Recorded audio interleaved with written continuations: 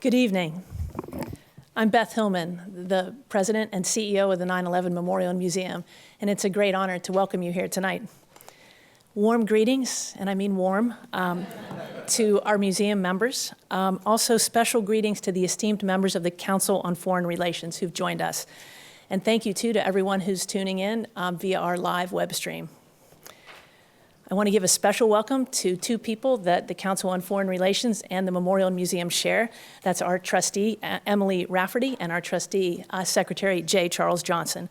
Thank you for your leadership. This year marks a milestone, the 25th anniversary of the September 11th, 2001 terrorist attacks. A wide range of public programs here in the Memorial Museum this year will explore the effects of those attacks across generations, disciplines, and sectors of public and private life. Tonight's program begins that exploration in partnership with the Council on Foreign Relations, with a look at 9/11's impact on U.S. foreign policy, domestic security, and global affairs, with Dr. Richard Haass and Ms. Frances Fragos Townsend. Thanks to Farah Pandith and Bruce Hoffman for conspiring to create tonight's event, alongside our museum director and fellow CFR member, Clifford Channon. Farah is a senior fellow at the Council on Foreign Relations and the first ever Muhammad Ali Global Peace Laureate. Bruce is CFR's Shelby Cullum and Catherine W. Davis Senior Fellow for Counterterrorism and Homeland Security. Please join me in welcoming Farah Pandith to introduce our program.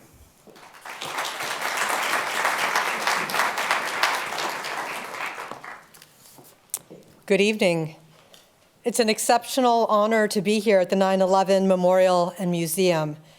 It's hard to believe that a quarter of a century has passed since the horrid events of that day.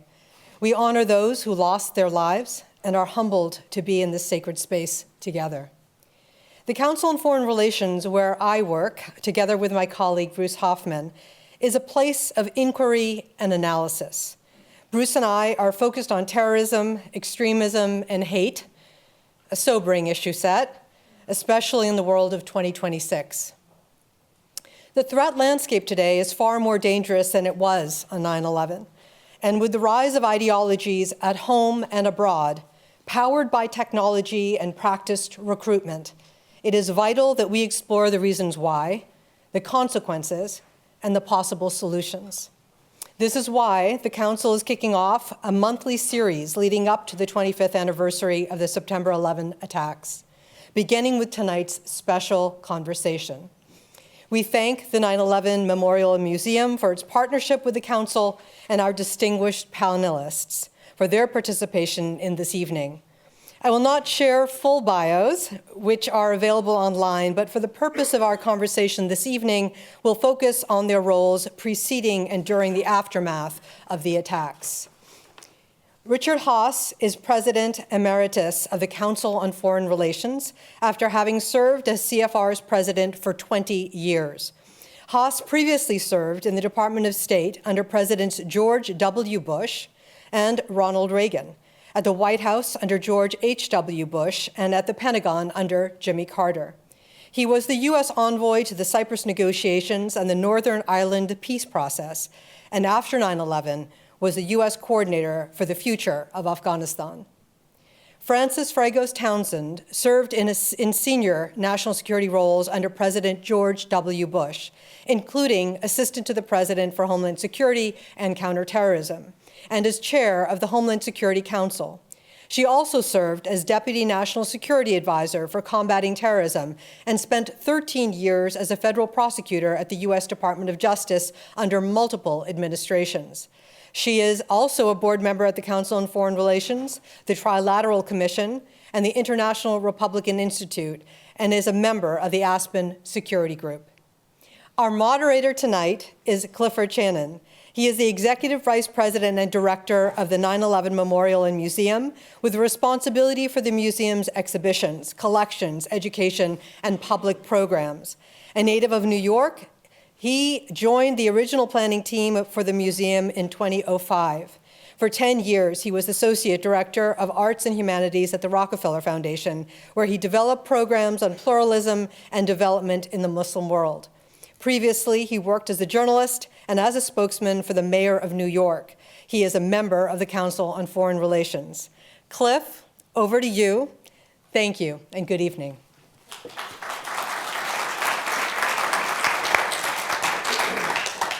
Thank you, Farah. I have to just take a moment to thank Farah and Bruce for their generous cooperation with us, reaching out to us. We all know this is a milestone year. You are here in the place which was the center of this event, so it's entirely appropriate that we begin our institutional reflection on these 25 years in conjunction with the Council's reflection on these 25 years. This is the place that we all come back to those 25 years ago. I do want to welcome the Council members. I'm just curious, if you have not been here before, would you raise your hand? Well, welcome. And I want to welcome, I see a number of our members and regular visitors as well. And that's a hint that for those of you who are here for the first time, you might think of becoming members too at the museum. Okay, I've done my selling. Thank you to both of you for taking the time and coming here.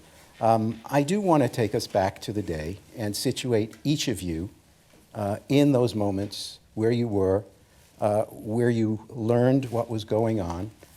You'll tell us, of course, what you were doing at the time and how it intersects with 9/11. But Fran, let me start with you. So mine is a sort of unique story. I had been, what is now the National Security Division of the Justice Department was really just a unit at the time. It was the Foreign Intelligence Surveillance Act. And so I was responsible for the legal review of wiretaps related to national security issues. And at the time, they mostly focused on terrorist groups. And so I, in the intelligence community, there was a handful of people working the terrorism issue pre-9/11. On the day, 2 weeks before, not quite 2 weeks before 9/11, I gave birth to my second son. And so I was at home that morning, doing a morning feeding, and had the news on. And I think, unlike most Americans, when I saw the plane go into the tower, the first plane, I knew no pilot, even, no matter what the problem, if a pilot had control of that, he would have put it in the Hudson River, the East River. There's no pilot who would have deliberately flown it into a building. And so I immediately knew we had a problem. I knew this was a terrorist attack. And I reached out to the man, good friend, good partner, had just retired from the FBI. John O'Neill had 3 or 4 weeks prior taken over as the chief of security of the World Trade Center. And my first thing was to text him to say, "Are you okay?" He texted me back right away, he was okay. And so I then literally hand the baby off and begin to work, talking to other folks, trying to get agents up to New York. I obviously then check on John later in the day, over and over and over, don't get any response, and come to find much later that he was in the stairwell of the North Tower when it collapsed. Richard, where were you? So let me situate myself. I had 2 hats at the time. I was the head of the policy planning staff at the State Department under Colin Powell, and I was also the U.S. envoy for the Northern Ireland peace process. Well, that day I began the day wearing my second hat, and I was literally in the office of the Taoiseach, the Prime Minister of Ireland. And he and I were having one of our regular meetings. I traveled over there several times a year. When the security person, I think it was the phone call, the security person rushed in and said what the first plane had hit the tower.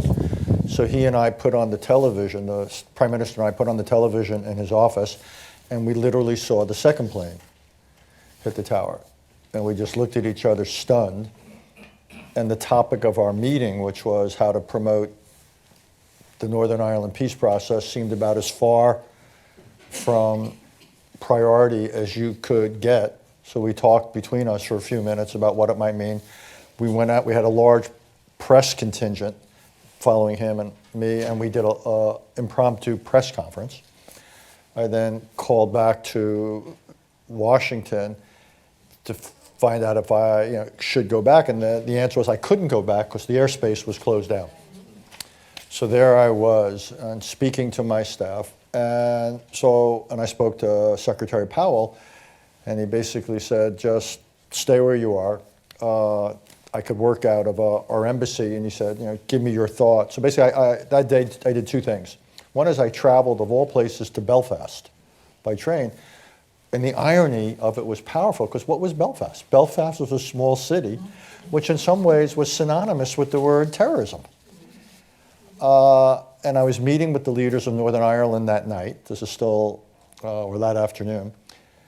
And I remember telling them, things have changed in the United States, and our tolerance and willingness to look the other way at terrorism has just evaporated. And up to then, people in Northern Ireland had often raised money in the United States to carry out terrorist acts. And I said, those days are over once and for all. So in an odd sort of way, this gave me an unexpected piece of leverage and talking point. And the other thing I did, I couldn't sleep, and I wrote one of the longest memos I've ever written to Secretary Powell about how to, this is putting on my policy planning hat, about how we should respond. And here are the different components of a policy. Here's what we need to think about with terrorism. A big part of it was how to deal with Pakistan and so forth. And basically, in the next few days, I worked out of, after I finished in Northern Ireland, I worked out of London, essentially speaking to the Secretary and speaking to my staff about essentially putting into place the components of our post-9/11 policy. So where did terrorism fit into the threat hierarchy that the U.S. government was dealing with at that point? I'll ask Richard first, because Fran, I want to come back to you at a different, more granular level where you were working. To be perfectly honest, it barely fit at all. My office was tasked with writing the national security strategy. Every president is tasked by law. It's supposed to be an annual thing, so we had worked on it. We were working on the first draft at that point. And terrorism was a minor bit of it. The big questions after, if you think about 2001, it was about a decade after the end of the Cold War. And the big issues at the time were a lot of the big issues, what to do about the former Soviet Union, about Russia, China, Middle East, what have you. It was the stuff of foreign policy. And terrorism didn't figure centrally. After 9/11, we went and redid the draft, and that's another story, because there was a big split within the U.S. government about how much it should drive American foreign policy. And that, in some ways, was the precursor or the first phase of the debate about what became Iraq in 2003. But let me just make a confession here. I'm I guess you'd say, a meat and potatoes foreign policy guy. I was lucky enough to lead the Council on Foreign Relations for 2 decades. That's about as foreign policy establishment as you get. And for people such as myself, terrorism was not what we did. There were experts, Fran, Farah, Bruce, and others, who did terrorism, but that was almost a compartment. And people who did foreign policy were either functionalists or regionalists, great power people. So, when a lot of the postmortems were written about 9/11, a lot of it focused on how the quote-unquote dots weren't connected. The FBI wasn't talking to the CIA, wasn't talking to this, and the intelligence wasn't reported or connected. And we put together afterwards a lot of data or a lot of intel that if it had been put together beforehand, we might have had a better picture of what could happen, and we might have taken certain steps to prevent it. That's a kind of tactical take on things. What I'm trying to say is strategically, for people such as myself, here I was, the head of the policy planning staff, this was not high on the charts. When I went to work in the morning, this wasn't what I was thinking about. And you can say that's a blind spot, what have you, but I think it was just sort of a fact of almost everybody who was working in the national security establishment, be they at State, the Pentagon, the White House. This was just not front and center at that time. So Fran, you were on the other side of that. You were in that compartmented area, and we've spoken over the years to others who were your colleagues at that time, and as you said, it was a small group, and yet, quoting Richard Clarke from the time, my hair was on fire, and yet you didn't seem to be able to get to the policy level with your concerns. Were you as worried before 9/11 as you needed to be? And was it frustrating for you all that whatever warnings you might want to offer were not really getting you the attention you thought you needed? So, again, to provide a little context, the NSC has sort of a working group level, a deputies committee level, and a principals level. The principal is the cabinet, deputies are the deputy secretaries. And then there's a lower group, and Dick Clark, Richard Clark, chaired the policy, the sort of working level expert group on counterterrorism. And so we would all trudge over to the White House Situation Room, and we would discuss the rising threat in great detail, and talk to him about operations and what we were seeing, what we were collecting. And so it was a little, at that time I was not yet a policymaker, but the whole purpose of briefing at the White House is for that information to get shared up. Now, I can't speak for Richard, but certainly I, John O'Neill, the others who were trekking over to brief him assumed that information was going up and that there would be deputies and principals level meetings to discuss what we were seeing. That clearly didn't happen, which post 9/11, you might imagine, I found quite shocking. Yeah. And you move into a more senior level a couple of years later. By then we are at war. The threat has made itself very clear. But talk about how the priorities did change, not just because of fighting wars, but because the threat had manifested itself and there was the fear of WMD at the time, and we'll get to that. But how did the government actually change in those initial years of the imminent crisis? So, as in most things, I think, we went from a place where the policymaker was not so focused on it to it captured every single day. Yeah. Remember the threat matrix? Well, that's exactly where I'm going. Yeah. Every single day, the president got what was called the threat matrix at the time. And when I came into my job at the White House, I was given this thing. It was updated every day, but it was like this, 2 inches thick. And I was like, that's going into the president's daily briefing book. And I was furious because I thought, this is having been at a lower level, this is the bureaucrats trying to cover themselves. So if any one of those things goes wrong, they can say, well, we told the president. The answer is that's ridiculous, and it's unfair to the president. So literally the first thing I did when I went into the Oval Office was to say to the president, I'm going to take that away. And they were all like, you're going to what? And I said, listen, let me create a better product for you that's actually more useful to you. And you know what? If you don't get what you need, if something critical is left off that, you can fire me. But this shouldn't be your responsibility. And so he got a briefing on counterterrorism every single day, and he took it quite seriously. So much so, this now links up to something Richard said, by the second term, the president's second term, you're now talking 2004, there's a discussion at the White House about, and there's very strong feelings, we cannot continue to let counterterrorism run our foreign policy. Because lo and behold, I've gone from the counterterrorism remit, I am now become a foreign policy expert. I'm flying all over the world, meeting with heads of state to get cooperation. And we realize we've taken, while we have to devote substantial resources and time and policy to this issue, it can't be to the exclusion of other national interests. And so the second term is really about, can we get this balance better? Richard, was the balance properly reset over the course of the wars, which were themselves an enormous burden on the policymaking apparatus? In the short run, no. One would have to say that, I think when historians are right about them, I guess they already have, one of them sitting up here, when one looks at Afghanistan and Iraq, I would say what we did initially in Afghanistan was totally warranted. We gave the Taliban, who had been harboring al-Qaeda, a choice, essentially. Stop allowing your territory to be used, hand them over, so they could face justice. Taliban refused. We went in. We basically, to use a phrase that's very much in the news today, working with the Northern Alliance, succeeded in a regime ouster. Then we convened a diplomatic process in Bonn, if I have my cities right, and we helped cobble together, no pun intended, but not a bad pun,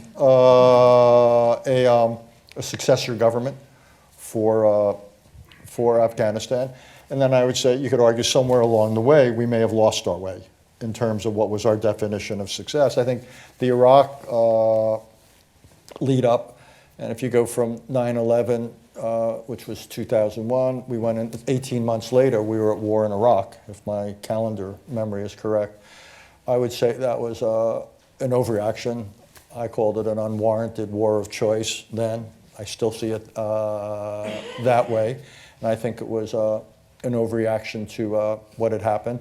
So yeah, I'd say it's probably, pendulums, the nature of pendulum swings is they tend to overreact, whether you're talking about financial markets, intellectual, political markets. And I think it was true here.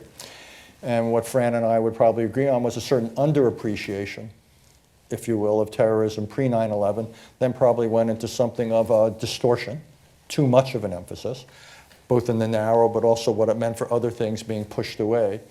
And I think Iraq was probably the zenith, if you will, of that. And I think the question over the years has been to find, if you will, the right balance. And my guess is we're probably closer to it now, because we've institutionalized certain things. We did not go back to the status quo ante before 9/11, where it was really kind of off the policymakers' charts. On the other hand, we're not the threat matrix, and some of these ambitious wars of choice, I think, have been pushed aside. And if you think about the big issues now, we've got, if you will, traditional aggression in Europe, thanks to Mr. Putin. We've got concerns about the rise of China, Taiwan. We've got things in the Middle East, whatever global issues you want, Western Hemisphere and all that. So if you will, traditional foreign policy concerns have come to the fore. I think that the challenge going forward, and I'd be really interested in what Fran has to say, is how do we make sure we, again, well, first of all, what is the right focus, emphasis, intellectually? And the second is how do we make sure then we institutionalize it in the policy making process? How do we avoid too much and too little focus? What's the Goldilocks answer, if you will, on that? And it's like everything else, it's a judgment call. And I'd be curious whether you think we've got it about right now. I've been out of government for 20 plus years, so I'm probably not the best person to ask. And if there were to be, God forbid, a major terrorist attack again, whether that would be evidence that we underestimated it, and that's how I see it, or whether certain time simply that terrorists can also be fairly capable if they put their minds to it. You know, as I prepared for tonight, I went back and I thought to myself, 25 years ago, what would I have thought if you said to me 25 years hence, the Taliban will be thoroughly entrenched running Afghanistan again. You'll have an ISIS leader running Syria. We thought Assad was bad. And I say to myself, I would have thought you were gaslighting me. On the other hand, I would not have anticipated Iran being so weakened as it is, that Hezbollah and Hamas are back on their heels. And so it's interesting. I think I was reminded of that when Richard talked about the pendulum swinging. Look, I worry, you talk to high school students and they'll tell you, I asked one of them, are you taught in your history class about 9/11? The answer is no. And so I'm going to take 1 minute to say how sacred to me and to the country the museum is, because it forces a memory of the people who both we lost and the people who have ever since, over that 25 years, spent a lot of time and effort to keep us safe. And so it makes the museum is now more important than I think it was 25 years ago, and I think its importance will continue over time. In terms of the balance, look, I worry because the other thing I wouldn't have imagined 25 years ago, if you said 25 years from now, we're not going to be as worried or as focused on foreign terrorism, but the real focus of the effort and the resources is going to be domestic terrorism. Again, you would have gotten what I call the dumb dog look, you know what? But that's the fact. And so the balance I worry about, Richard, is I'm not saying there's a domestic terrorism issue we have to spend time, resources, and treasure against. But that doesn't mean that the foreign threat has gone away. And so I worry that, again, the pendulum has swung a little too far to the domestic terrorism side, and at the expense of, now you can do both, but the resources, as we know, people make choices, and there have been resources pulled from foreign terrorism investigations and intelligence operations, and there are now a greater focus on domestic. And I think I think that's a risk that we may live to regret. Don't disagree with that, particularly when one marries up modern technology. It's both its availability and its potential lethality. And we have, I'm not the right person to have a conversation about potential uses of AI and other technologies, but I would think that the capacity in biotech and other areas is great to cause harm. So when I think about coming back to the balance question, we've got to, if you will, do both. It's not an either or. We've got to do, if you will, the traditional stuff of foreign policy, worry about great powers and strong states, worry about weak states, worry about global issues, but we've got to also worry about terrorism. And particularly since we used to make a distinction between retail and wholesale, or traditional terrorism and grand terrorism. And the potential for grand terrorism, I think, is real. And so we don't have the luxury, if you will, of only thinking about traditional foreign policy or national security. It seems to me that would be irresponsible. And again, you can't focus exclusively on it. We got to worry about what Mr. Putin's doing, or Mr. Xi might do. But there's got to be the scope to, if you will, to deal with traditional as well as, if you will, non-traditional threats. That seems to me that's reality. Richard's mention of AI, somebody who worked in the counterterrorism world, here's what I worry about, right? We know that for AI, it requires a lot of energy and computing. And so we've seen, understandably so, the reopening of the discussion on nuclear power. Don't have a problem with that. But with nuclear power comes the security of nuclear materials. Nobody's talking about that.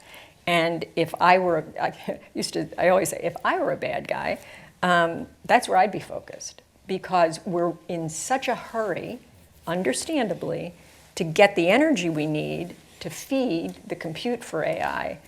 Who is thinking about the security of those facilities? So let me come back a little bit, because everything that happened over these 25 years somehow fit under this rubric, which was created for it, of the global war on terror. And at the time and ever since, there's been this discussion of, well, how do you have a war on a tactic rather than a place or a specific enemy? And, it raises the question of the nature of radicalization and how do you get at that? Because if anything, that's the source of the terrorism. Do we understand radicalization well enough? Are we in a position to arrest it, stop it? AI doesn't seem to encourage that thought, but I want to put it out there. I mean, how do you have a war over an idea? Because it's a question that's been asked before, but hasn't got an answer. So we need to figure something out about that. You start. Okay. So, the phrase was well established by the time I arrived at the White House. And there was actually a discussion, this very discussion in the Situation Room, which was quickly dismissed as, the American people know what we're talking about when we talk about the war on terror. They understand the linkage to 9/11. We have bigger fish to fry than to be changing the name. So the name, I think, was not great, but it served a certain purpose. Nobody's done more work on the sort of idea about radicalism than Farah, so I am hesitant to speak. But I'll say this. I think we're seeing radicalization still, but not just around the world. We're seeing a form of radicalization here in this country that not in a million years, forget 25, would I have anticipated and started to think about how could I deal with that. But I think we have to, and I think we have to understand all the very same tactics and principles that we saw in terms of the global war on terror and foreign terrorists, the radicalization, the recruitment, we see again. Their tactics haven't changed, the place has changed, and I think it's a much more difficult concept because of our Constitution, because of people's right and freedoms of speech. It's a much more difficult issue to deal with here domestically than it was overseas. I truly dislike the phrase war on terrorism because it suggests that the principal instruments are military. And on occasion, they may be the principal instrument, but on most occasions, they won't be. It also tends to be too reactive. What you really want to do is think about a menu of responses. The best thing is to prevent radicalism from arising and emerging. And that could be everything from an educational issue to what people who have influence in a society, what norms they promote, what religious teachings are taught. Could have to do as much with economic policy. If people are not, if they feel economically marginalized, they feel hopeless, they might be slightly more prone to certain types of radical behavior. In the Middle East, I came away, I've been visiting and working on the Middle East for over 50 years now. To me, the most powerful motive in the Middle East is humiliation. And when people feel humiliated by their circumstances, there's no necessary limit to what they might be prepared to do. So we ought to think hard, and given the current situation, if you look at things like Gaza and the rest, you might want to say to yourself, are we doing enough to address the humiliation that people there and people there feel, the people in the West Bank feel? And I would say maybe not. And we might want to think about addressing those motives. The other thing I would say, I was trying to figure out where to say it, but I'll just choose now if I may, which is one of the few good things, though, about this business of terrorism and counterterrorism is when you think about it, the terrorists are good at one thing. They're good at destroying. They're good at killing. Hopefully, we're hopefully good at making it difficult for them to succeed. But what they're not good at is creating or building. And that to me is an important, I find that in some ways a slightly comforting insight, because the last 25 years, thank God, were not defined by Al-Qaeda. That we were able to, if you will, meet the challenge, reduce our vulnerability to it, and we have to compete. And I think to me, part of this is then, that's why again, I don't like the phrase war on terrorism, whether it's ideas or economic policy or social policy or making political systems responsive or dealing with issues of war and peace or development so people don't feel humiliated, that I think we have got to, if you will, out-create them and out-build them. And if we do that, then I think terrorists don't, other than their ability to maim or kill, they don't really bring much to the day-to-day. So I think they are a serious threat, but also in some ways a limited threat. But it's on us to make sure that we, if you will, take them on. Let me ask, and this is a question that there's no short answer to, but I will ask for relatively short answers. We're looking back 25 years. What did we get right? What did we get wrong? Fran? So, look, I do think that we were able to, after a couple of fumbles, talk to the American people in a way that helped them to understand what we were trying to combat, what the vulnerabilities were, and how we needed their help. It was pretty extraordinary when you think about it. There was no TSA on 9/11, and Americans, not happily but willingly, subject themselves to that.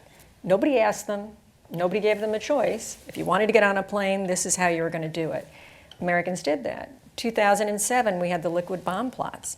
One morning, people showed up to the airport thinking they were taking liquids on planes and were told they had to check their bags. In that first 48 hours or so, we didn't let anything go on in the cabin. Americans stood on a line, put their stuff in plastic bags, and put it in their check bags. It was pretty extraordinary. And that was this collective sense. The most important part here is Americans felt a collective responsibility that at the individual level, they could contribute to the national security. And that was galvanizing. It was also kind of the secret sauce in what bought us time to build the capabilities Richard was talking about to reduce the threat to us. And so that, I'm quite proud, not of me, I'm quite proud of the American people and what the country did in terms of coming together. I think that was a good thing. I think where it goes a little sideways is, we realized early on that all of a sudden there was this divide that somehow some Americans viewed Muslims as responsible, as opposed to these individual hijackers. And the president was so concerned about that. It was never the intent. It was certainly not the policy. It wasn't a fact. But somehow that had gotten, and we knew we had a responsibility to fix that. I was with the president. We visited mosques. We publicized that. The president spoke about it frequently. And so I think that went a little left. The other mistake I would say, in looking back, there were a lot of decisions that got taken at the policy level that were classified at the time, secret, that we'd have been better off. And we knew it was going to be, there was a discussion, it was going to be a problem when these things became public, if people, because they were going to become public long after they were necessary or felt necessary. There was a financial surveillance program that came out. There was the enhanced interrogation techniques that came out. There was a reason why these things weren't talked about. But again, if you're not, people in policy positions work for an elected official. That elected official answers to the American people.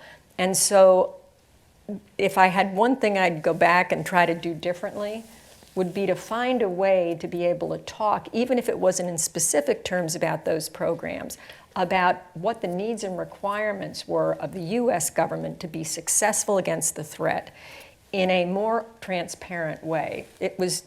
We could have done that better. Richard?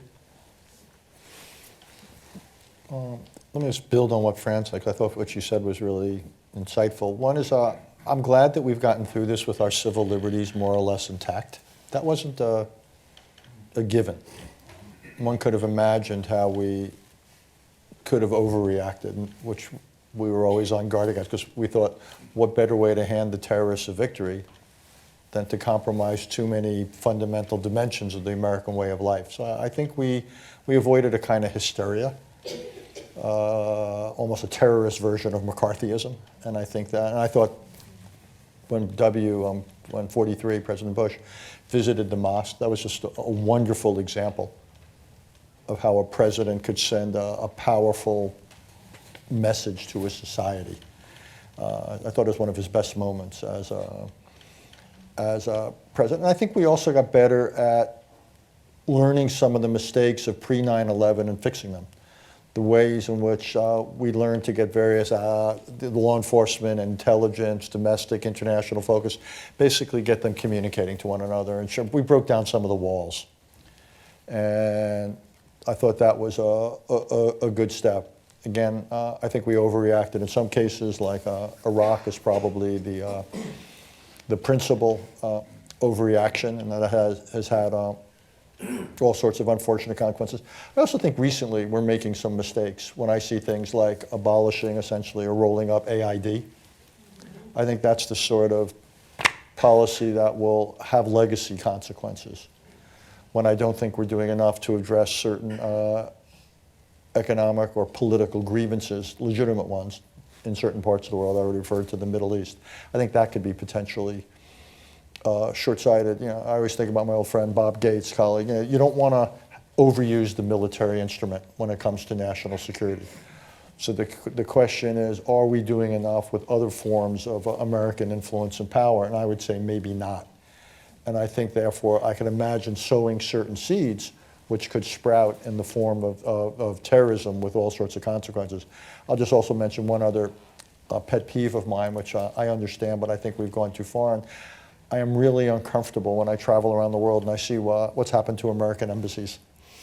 And they've become fortresses in many cases and no longer near the center of the countries or cities where they're meant to be. And it just seems to me there's got to be better ways to provide security than having, if you will, the literal manifestation of Fortress America in many places around the world. And that was, you talk about the pendulum swinging. Yeah. What Richard's describing about U.S. embassies was the result of the East Africa embassy bombings in '98. You had 2 of them leveled, and as typical, the government said, we will never let that happen again, and there you go. There you go. We're going to take some questions from the audience. I'm going to ask you to hang on until we get a microphone in front of you. The lights will come up. We can all see who's who. Let's start here with this gentleman right in front. Thank you all. Is this working? Yeah. Thank you. I'm Sewell Chan. I'm a journalist. Thank you for these very interesting insights. To ask a kind of pessimistic question, and I'm aware I'm asking it on hallowed ground here, but if bin Laden had not been killed, might he say that in some ways some of his horrible objectives 25 years ago have been achieved, in the sense of the following? And a very deeply divided United States, where there's often Americans can't even agree on facts, much less what to do about them. Diminished American place in the world in the sense of our alliances. America presenting itself more to be feared than to be admired or copied. An erosion in rule of law and respect for it. Sure. One could go on. Disillusionment over the conduct of the wars, some of which were necessary. And again, this is a completely bipartisan question. The wars dragged over several administrations. And then, of course, the recent Islamophobia. And I guess I'm left with the question, I remember 9/11 vividly, I was a reporter that day.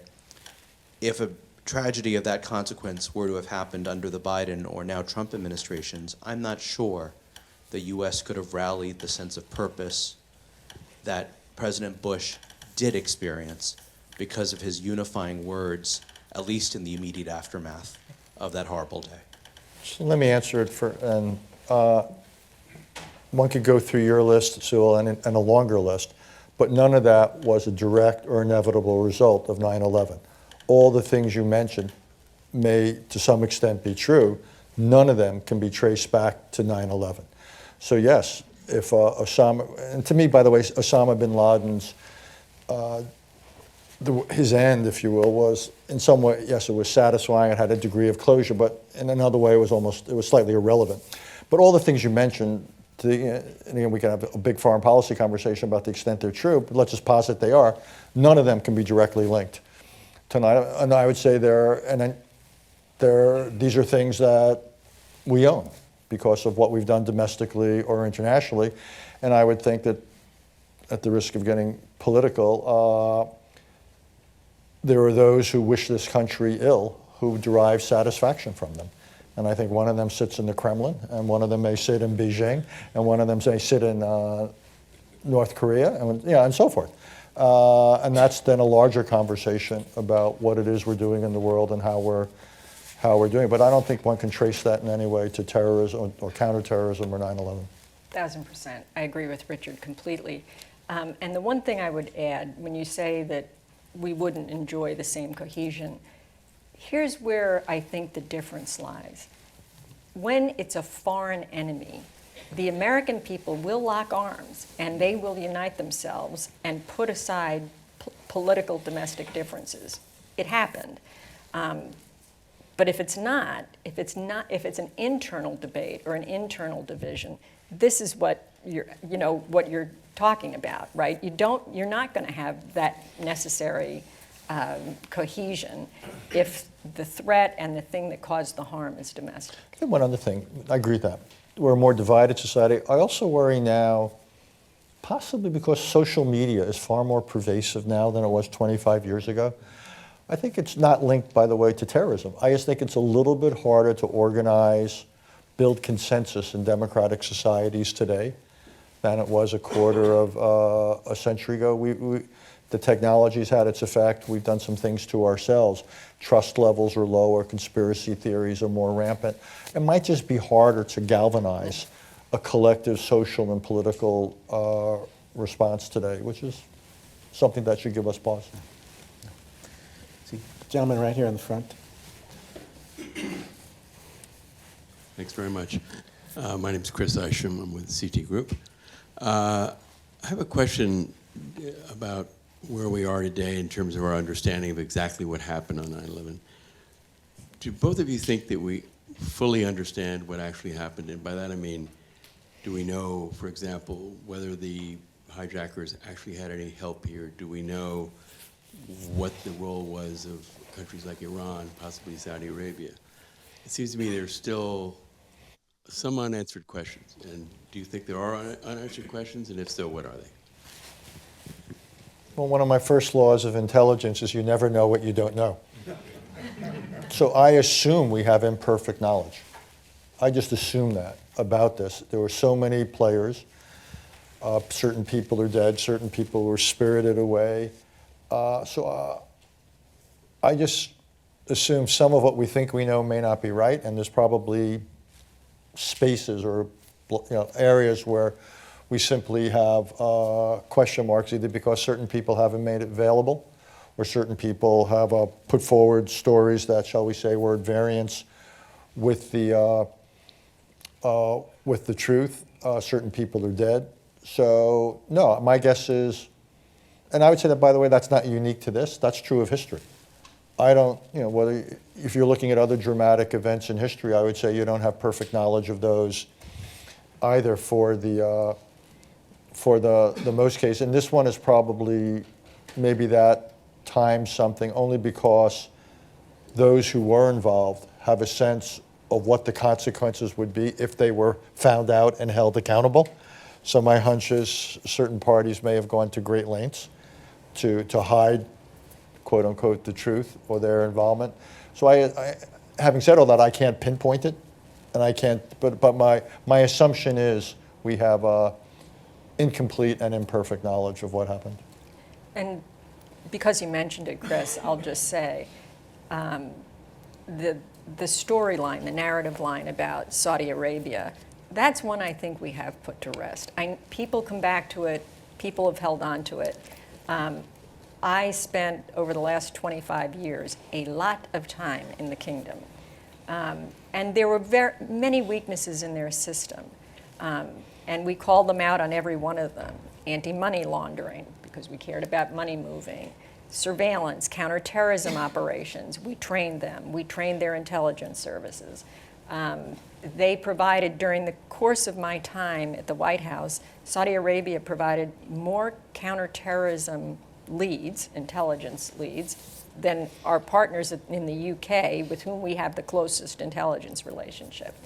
And so I think we put to rest pretty well that the government of Saudi Arabia, the kingdom, was not financing this. It was not some big plot. And in fact, when you ask about what bin Laden would take credit for, I think what he would take credit for was he drove a wedge in that bilateral relationship for years. It took us a decade to recover, and it caused us to spend a whole lot of money, blood, and treasure. But I think we put the Saudi one to rest. Yeah, just 20 more seconds, which is, it's also really complicated. It's a reminder that, if you want to use the chessboard image or cliche, that there's pieces on the chessboard that aren't nation states. There could be individuals, there could be groups, and I think one of the reasons it's hard to get really confident that we've got a complete picture of what happened is because so many of the pieces on this particular board were not nation states or governments. Let's see if we got someone in the back there.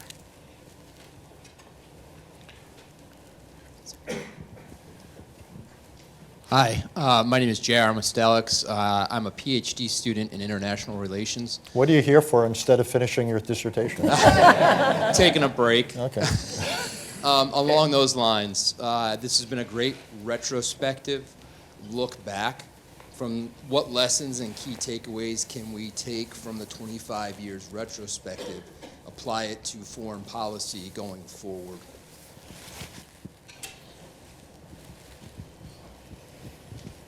Well, I would say one or two things come to mind. One is to be really careful of assumptions. One of the lessons I took away from it personally, I had certain assumptions before 9/11. Gets back to the conversation we were having 20, 25 minutes ago about the significance, the scale of terrorism. And that was an assumption that people like me, traditionalists, made. Turned out not to be so right. You think more recently about some of the Israeli assumptions about Hamas before October 7th. Assumptions are dangerous things because whether they affect, almost they provide a lens through which you see, or in some cases don't correctly see information that reaches you, or biases your response to it, and so forth. So one of them is, I would say, is when it comes to foreign policy analysis, is to be really, really mindful of, the assumptions that affect how you see everything that reaches you. I could probably think, if given more time, of 10 other things. But again, I'm struck by one other thing, and Fran may disagree with this, which is, as dramatic and as awful as 9/11 was, and here we are at this is hallowed ground. And I tried to refer to it a few minutes ago. I'm also struck how that those who perpetrated that did not create an alternative. In that sense, they didn't build, they didn't come forward with something positive. They managed to kill. But so to me, part of the lesson of that is, yes, we want to reduce our vulnerability to something like this ever happening again. But also, we don't want it to become, we don't want it to dominate us. Because actually, we retain the ability to build and create. And to have something positive in terms of our societies, in terms of the world. So I also don't want us to exaggerate what these people represent. The thing, when I think about looking forward, the thing that came up again and again, including post 9/11, I'll build on what Richard said, I don't know what I don't know, is information. I had to, when I was in the White House, work that issue every single day to pull things up into the policymaker and get that data in there. And if there's not somebody doing that, it does not happen. The president kindly once said to me, it might have been my greatest value, right? And I could do that because I had grown up as a career civil servant. I was never a political person. So I knew who to call at justice or state, and I knew how to get it. But I can't rely on an individual, right? We have built systems to institutionalize some of that, but I'll tell you, I don't trust it.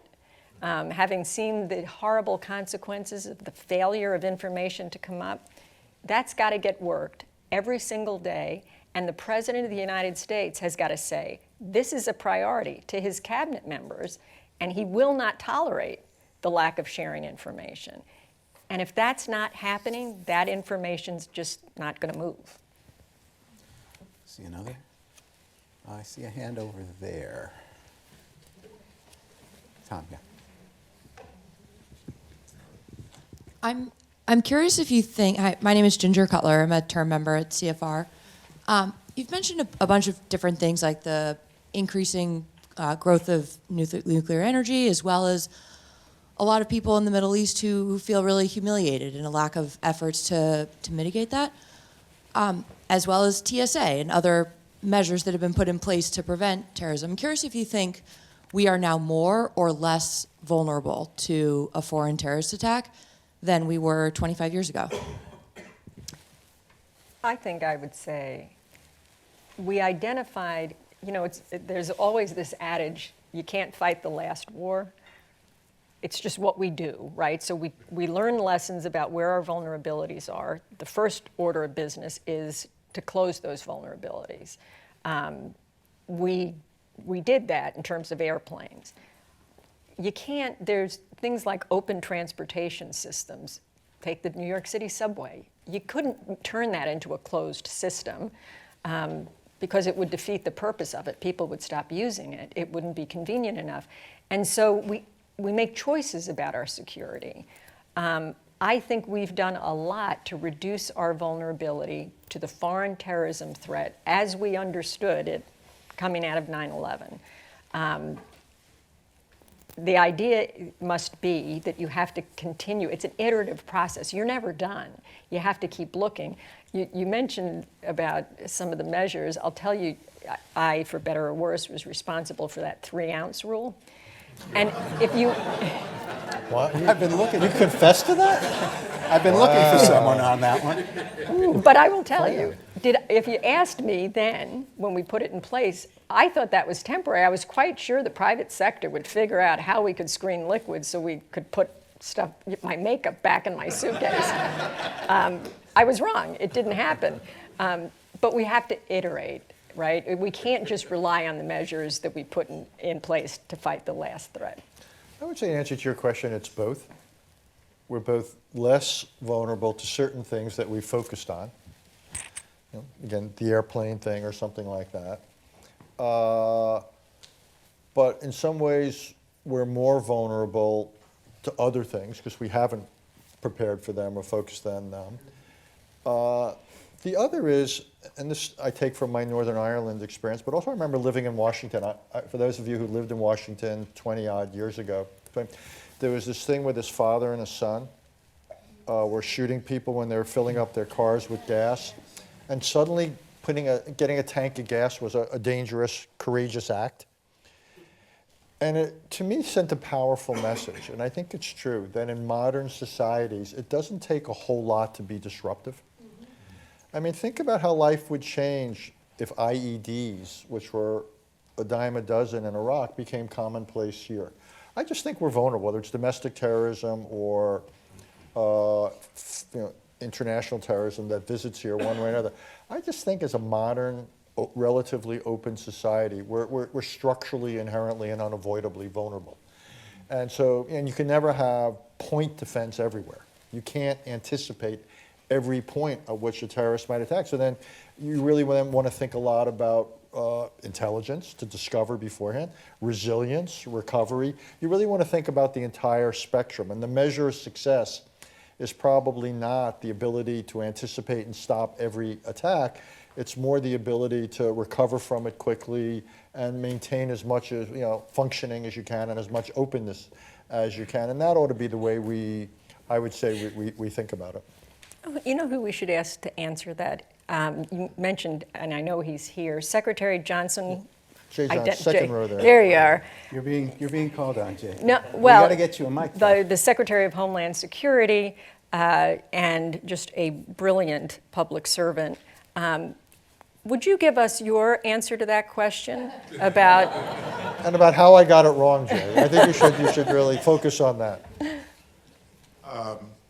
So my general observation is that I think we're much better at detecting a foreign terrorist large-scale plot. And I used to tell my people at DHS, don't respond to the last attack, respond to the next attack. And always try to think out of the box. And we talked earlier about how after 2001 the nation rallied together in response. I used to say it would take another crisis for the nation to rally together. But we did have another crisis called COVID, and we were unable to rally together. We had fights over whether the mask worked, we had fights over the vaccine. Our nation is much more divided now than it was 25 years ago. And I think our biggest security threat is the current state of our democracy right now. And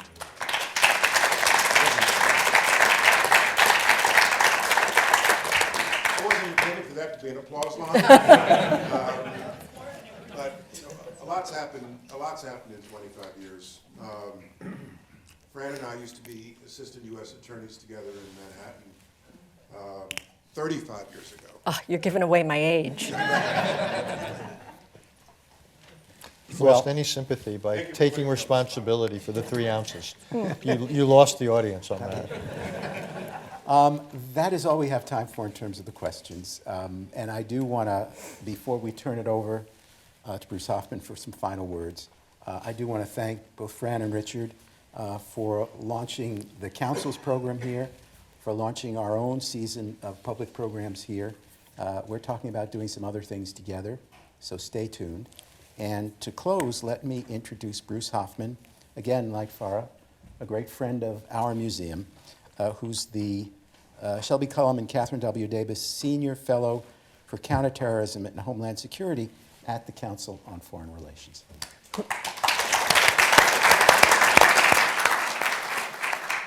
Thank you. After this marvelous discussion, there really isn't very much to say.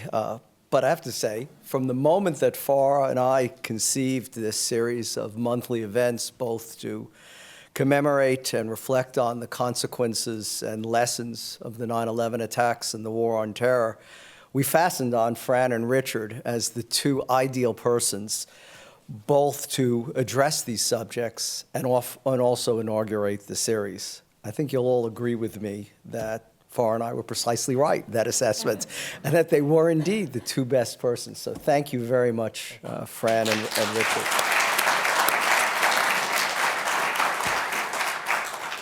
Thank you to Cliff and the 9/11 Museum for hosting this event. I think you'll agree with me, too. There could be no other venue than this sacred and hallowed ground to inaugurate this series, but also to begin this year of reflection on the events that really transformed the world, certainly the United States, 25 years ago. So thank you, Cliff, and thank you to the staff of the 9/11 Museum for working with us and for hosting this event. I'd be remiss, thank you. I would be completely remiss not to thank Farah and my colleagues at the Council on Foreign Relations, who worked tirelessly with the 9/11 Museum staff and with Cliff to hold this event. So thank you very much, friends and colleagues at 9/11. And lastly, thanks to all of you for coming out on literally a frigid evening and to make time for this event. As we've said repeatedly, this is the first in a series of monthly events. Next month, we will return to Washington, D.C., and to the CFR offices there, where on February 18th at noon, our speaker will be the Deputy National Security Advisor at the time of the 9/11 attacks, and then the National Security Advisor afterwards, Stephen Hadley. Another event we'll have in Washington in March, we're still trying to lock in the date, is with Admiral William McRaven, charge of the Joint Special Operations Command during a lot of the war on terror, and of course the architect of the raid on Abbottabad on May 1st, 2011, that brought some closure to the events of 25 years ago. We have other monthly events planned as well, so if you're a CFR member, please look at your inboxes for them, and I'll look forward to seeing you at those. And we will be returning, of course, to the 9/11 Museum for more events in this series. So thank you very much.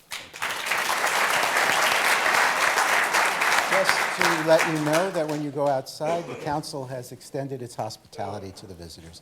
So thank you all. Please come back.